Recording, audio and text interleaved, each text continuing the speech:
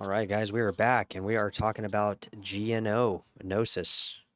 This coin's been around for a while.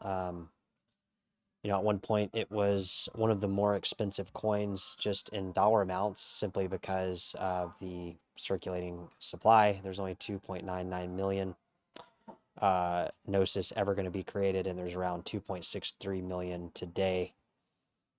About 59,000 holders, which, I mean, we were looking at BTT token recently, guys. It had over 360,000 holders. So, I mean, to give you an idea, I'm gonna go ahead and break it down for you. I think this particular token, comparatively to probably most of the tokens that we'll be doing in this coin review, has more optimism in terms of potentially price action to the upside. Simply because it has been around, not only because it's just been around so much, because it's performed somewhat well in various bull markets, and it's gone up several times. It's obviously, during a bear market, all the coins typically go down in price. There's also some controversy around this particular coin that we'll kind of dive into as well. But like first hand glance, I would say like this coin, I don't own any, but for people that are considering, um, you know, buying a coin that might be kind of a novelty type coin, this potentially might fit that profile. It, potentially could go up in value based on past performances here, and here. It's up overall, and I think kind of what we need to dive into though is more of the controversial things behind GNO token, kind of the things that have kind of happened over the course of time. Because I mean, it's been around for almost a decade. I mean, it's a decade old coin. All these coins have controversies basically, but the controversies here, in my opinion, aren't that. Um, I don't want to be so persistent to tell you that like this coin is going to go to zero as I would like some of the other coins that we've recently covered. So, there is various things that we'll kind of go over. Beginning with in December 2025, which is actually quite recently, the Gnosis train community executed a hard fork to recover approximately 9.4 million in assets that had been frozen following the balancer protocol exploit. Now, the conflict basically around this was it's presented as kind of like a rescue mission, similar to what we've seen in Ethereum, where they will go and roll back the code because a lot of people think Ethereum is actually Ethereum. In fact, Ethereum ETH is actually the fork of Ethereum. Ethereum Classic is actually the original unmutable chain. Since the DAO hack, you guys can go back and read about that on your own, but we might cover it in another video. But basically, it was presented kind of as this rollback per se on this GNO token. Like I said, over a decade old almost. It was considered like a rescue mission to return these funds because there was this issue that caused these people to lose all their money.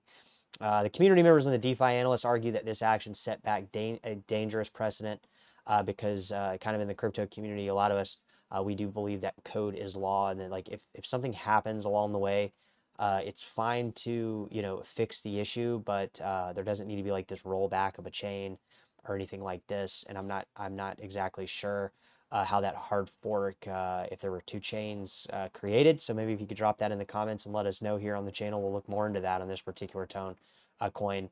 I've never owned this coin over the decade of being in crypto, guys, but I have seen it on the radar.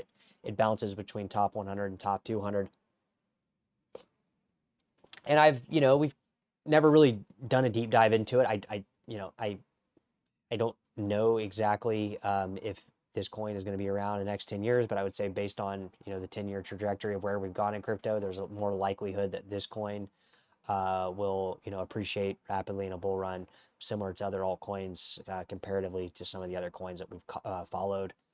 So basically this dismissal of a treasury manager, Karpatkey, which was basically their treasury, these coins, guys, that aren't mineable, that are these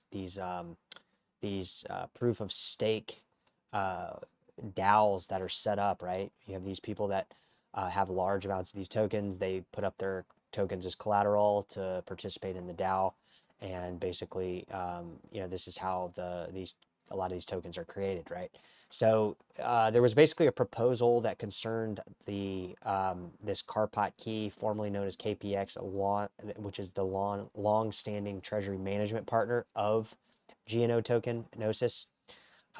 They basically the DAO basically voted an 88% support to really in the relationship with this this DAO.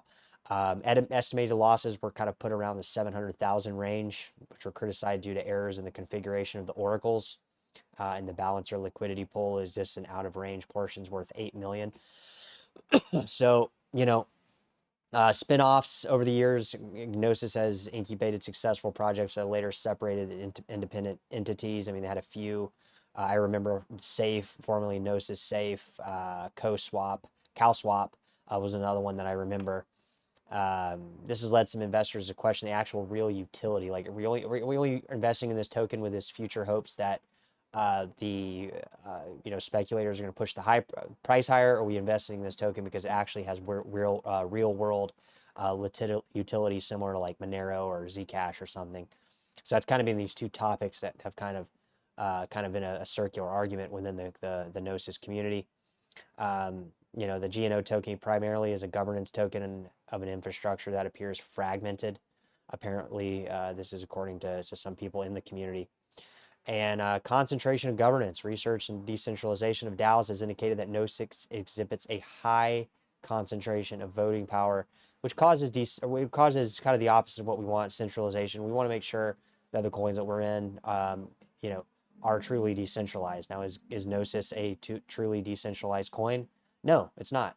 And I'm not going to sit here and you know, pretend that it is. Now, I do think when crypto starts picking up again, you know, these coins typically do increase in value, but it's basically, you know, it's not really organic growth as much as it is kind of just the trading volume cycling around various coins, which I think in this case is kind of more fitting that profile. I don't think that, you know, simply because a coin exists or, you know, the contract exists, that there's necessarily any value there, right? I mean, I don't want to tell you guys, hey, you know, it's not gonna go up. It's not gonna go up. It might go up in price, but it's gonna go up in price indicative of, you know, a bull market case. It's not gonna go up in price randomly. And if it does, it's probably centralized whales manipulating the price. It would be kind of my guess, right?